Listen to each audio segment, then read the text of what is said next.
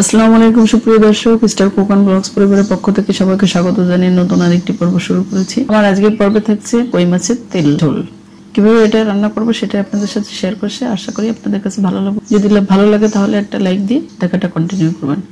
এর জন্য আমার এখানে নিয়েছি 7 পিস কই মাছ। এটাকে ভালো করে কেটে ধুয়ে পরিষ্কার করে নিয়েছি। এর মাথাটা ফেলে দিয়েছি, দিয়ে লবণ হলুদ আর সরিষার তেল দিয়ে এটাকে ভালো করে ম্যারিনেট করে রেখে দিব 10-12 মিনিট। এটা মেখে সাথে সাথে রান্না করা যাবে। মাখানো হয়ে গেলে চলে যাচ্ছি চুলায়।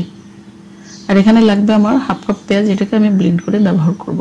এবার চলে আসলাম চুলায় একটি কড়াই বসিয়ে দিয়ে দিয়েছি সরিষার তেল। আমি রান্নাটা সরিষার তেল দিয়েই করবো, সেজন্য সরিষার তেলটা দিয়েছি।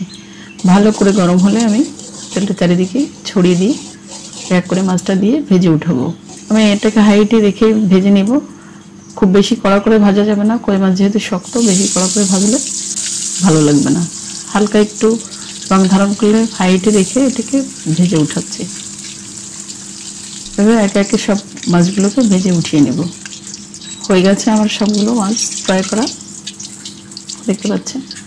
তো সেই একই তেল অন্য একটা প্যানে দিয়ে দিয়েছি 2 চিমটি জিরা। এটাকে একটু ফোড়ন দিয়ে নিয়ে অ্যাড করে দিচ্ছি যে পেস্টটা দেখিয়েছিলাম, সেটা ব্লেন্ড করে নিয়েছি। নিয়ে তেলের ভিতরে দিয়ে আর একটু নাড়াচাড়া করে পেঁয়াজের কাঁচা গন্ধটা যা পর্যন্ত এটাকে নাড়াচাড়া করে নিতে হবে।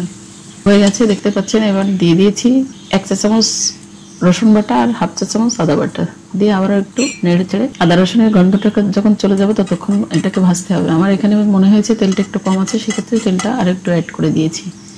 দিয়ে আর একটু নেড়ে চেড়ে ভেজে নিচ্ছি। ভাজা হয়ে গেলে দিয়ে দিয়েছি টমেটো পেস্ট। এখানে মিডিয়াম সাইজের একটু টমেটো পেস্ট অ্যাড করেছি, দিয়ে আবার একটু নেড়ে চেড়ে এটাকে ভেজে নিচ্ছি। এ পর্যায়ে আদা রসুনের গন্ধটা যখন চলে গিয়েছে তখন অ্যাড করে দিচ্ছি অন্যান্য মশলা। এখানে দিয়েছি স্বাদ অনুযায়ী লবণ, দিয়েছি হাফ চা চামচ হলুদ গুঁড়া আর হাফ চা চামচ জিরা গুঁড়া আর 1 চা চামচ মরিচ গুঁড়া দিয়ে এটাকে মশলাটা যাতে পুড়ে না যায় সেজন্য একটু পানি অ্যাড করে দিয়ে এটাকে ভালো করে কষিয়ে নিতে হবে। মশলাটা যত সুন্দর করে কষানো হবে স্বাদটা তত সুন্দর হবে। এটাকে একেবারে শুকিয়ে ফেলতে হবে, ভালো করে কষিয়ে নিতে হবে। পর্যায়ে দেখতে পাচ্ছেন তেলটা ছেড়ে দিয়েছে, মশলাটা ভালো করে কষে গিয়েছে। পর্যায়ে অ্যাড করে দিচ্ছি 1.5 কাপ পানি।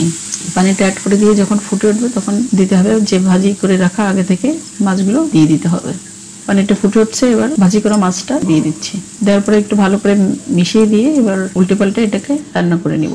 যেহেতু পাত্রটা ছড়ানো রয়েছে সেজন্য একটু মাঝে মাঝে উল্টে ঢাকনা দিয়ে দিতে হবে। আবারও ঢাকনাটা উঁচু করে এটাকে নেড়ে চেড়ে নিতে হবে। এটা রান্না করতে মাত্র 7 মিনিট সময়। পানি দেওয়ার পরে মাছ দেওয়ার পরে 7 মিনিট পরে এটাকে উল্টে পাল্টে দিয়েছি। 3টা কাঁচামরিচ ফালি করে দিয়েছি, সেটা অ্যাড করে দিয়েছি। দেখতেই পাচ্ছেন তেলটা ছেড়ে দিয়েছে, মাছটাও সুন্দর করে ভুনা হয়ে গেছে। এবার চুলার হিটটা একেবারে লো আছে রেখে একটু ঢাকনা দিয়ে রান্না করে এবার হয়ে গেছে আমার রান্নাটা। চুলাটা অফ করে দিয়েছি। আশা করি আপনাদের কাছে ভালো লেগেছে। এবার আপনাদেরকে পরিবেশন করে দেখাচ্ছি। আশা করি আমার এই রেসিপিটি আপনাদের কাছে ভালো লেগেছে। যদি ভালো লাগে তাহলে অবশ্যই একটা লাইক দিবেন এবং ফ্রেন্ডস অ্যান্ড ফ্যামিলির সাথে শেয়ার করবেন আর সাবস্ক্রাইব করে আমার পাশে থেকে যেতে পারেন।